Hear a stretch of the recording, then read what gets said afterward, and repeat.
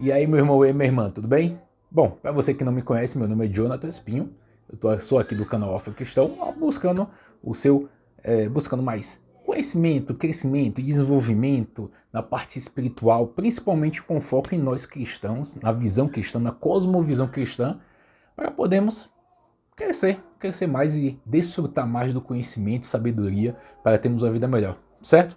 Bom, eu estava vendo esse vídeo aqui e achei interessante a visão aqui desse neuropsicólogo aí comentando, neurocientista comentando sobre hoje em dia o número de pessoas com problemas mentais, psíquicos, desenvolvimento, psicomotores, há um número muito maior do que antigamente.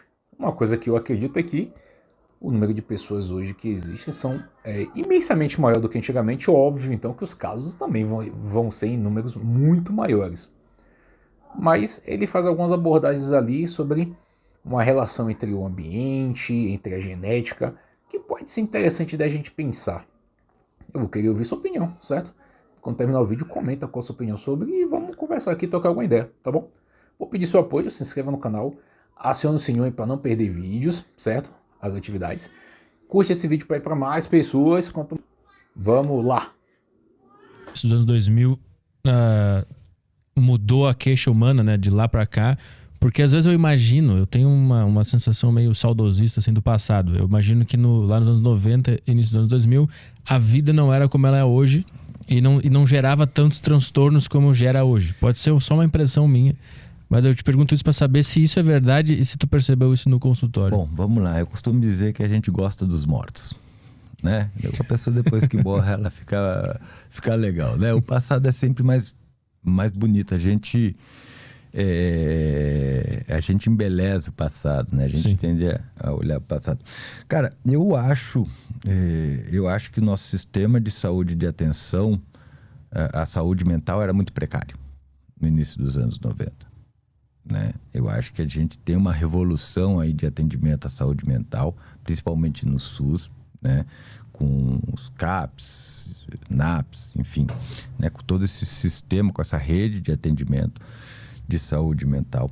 E, obviamente, isso possibilitou um acesso maior às pessoas a tratarem algumas condições. Então, a gente acha que as pessoas lá não tinham isso porque a gente viu nosso avô reclamando de tudo e sempre ranzinza e achava que o velho tava ranzinza, né? Via a avó esquecendo as coisas e achava que a velha tava caduca, né? Então a gente considerava isso como coisas relacionadas ou à personalidade do indivíduo ou ao ciclo de vida, o ciclo vital dela. E, na verdade, o que acontecia é que era uma série de condições não diagnosticadas que comprometiam a saúde pessoal a saúde mental dessas pessoas. Né? Então, eu não acho que no passado a gente estava mais saudável. Não acho que hoje a gente está muito saudável também. A gente tem uma série de desafios. Mas lá atrás esses desafios existiam. A gente só não olhava para eles. Né? Então, se a gente não olhava, a gente não via. Se a gente não via, a gente acha que não existia. Mas eles estavam lá. Né? Ninguém criou essas doenças mentais da noite para o dia. Elas estão sendo melhor diagnosticadas. Óbvio, a gente tem condições sociais que vão implicar ou caracterizar alguns fenômenos psíquicos que podem promover o adoecimento. Né? Hoje em dia, nós temos algumas condições que efetivamente podem fazer com que a gente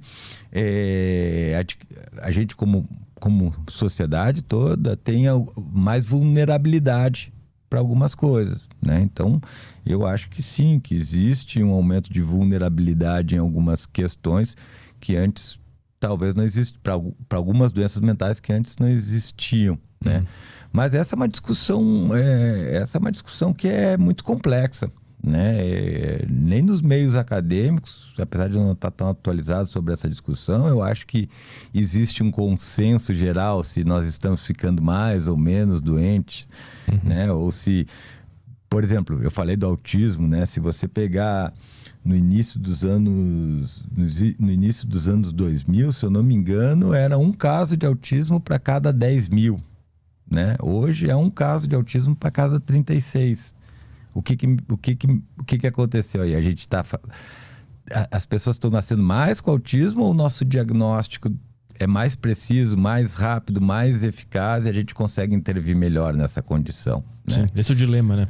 Então essa é a atenção que a gente dá, né? Para não ficar fantasiando, entrando em teorias conspiratórias ou ficar fazendo ilações ou acusações sem que a gente tenha evidências claras sobre isso, né? Mas existe algum estudo, alguma evidência que mostra que o estilo de vida que a gente vive hoje é prejudicial para nós, principalmente em grandes cidades, com internet, celular o tempo inteiro? Existe, cara. Existe, sim. Mas uma coisa é um estudo. Outra coisa é você ter um conjunto de evidências que sustente aquela posição, né?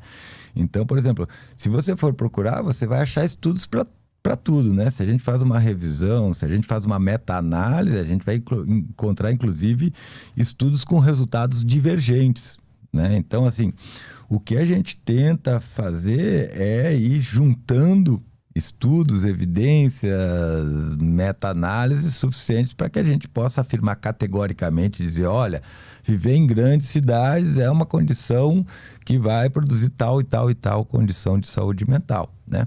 Agora, obviamente, eu acho que ninguém em sã consciência vai dizer que está numa cidade que, de certa forma, tem trânsito, tem violência, tem poucos espaços recreativos, tem pouca possibilidade, não é uma cidade, de certa forma, que oprime, gera estresse e pode potencialmente criar doença mental, né? Que as nossas condições a nossa doença mental está alinhada às nossas condições de vida, certo? Então, mas então quer dizer que a sociedade está produzindo mais doença mental? Isso não posso falar.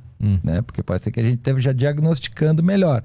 Mas com certeza toda doença mental é gestada dentro da sociedade, né? Então tem uma série de aspectos sociais que vão influenciar na doença mental. Apesar de a doença mental também ter uma determinação genética muito importante. Né? Então não dá pra gente dizer, por exemplo, São Paulo é uma doença São Paulo é uma cidade que adoece as pessoas. Não. Algumas pessoas em São Paulo vão estar mais vulneráveis a adoecer por conta das condições da cidade, certo? Então, na verdade, quando a gente olha para a doença mental, a gente está olhando para uma condição multifatorial, que depende da relação dos genes com o ambiente, né? Então, essa combinação de genes, mais desenvolvimento, mais situações ambientais, ela digamos assim, a receita que vai estar na base das condições de doença mental. Os dois principais fatores é genética e ambiente, é isso? Não tem outra coisa além de genética e ambiente, né? E não é genética ou ambiente, é genética e ambiente, certo? Porque às vezes a gente tem uma visão muito determinista no sentido de achar que alguma coisa é genética. E existem doenças que são exclusivamente genéticas, mas elas são muito menos comuns, né? Principalmente quando a gente fala de doenças mentais, né? Agora, e geralmente são doenças neurológicas, né? Agora, a doença mental, geralmente, ela é, assim como a nossa personalidade, ela é uma combinação desses fatores genéticos sobre a ativação do ambiente, né? Então, é o ambiente que sempre ativa o gene, né? Seja, por exemplo, o ambiente uterino ali durante o desenvolvimento, a diferenciação celular, seja o nosso ambiente externo, né? As pessoas que a gente convive, as coisas que a gente lê, os sons que a gente ouve, o lugar que a gente mora, o ar que a gente respira, enfim, todos esses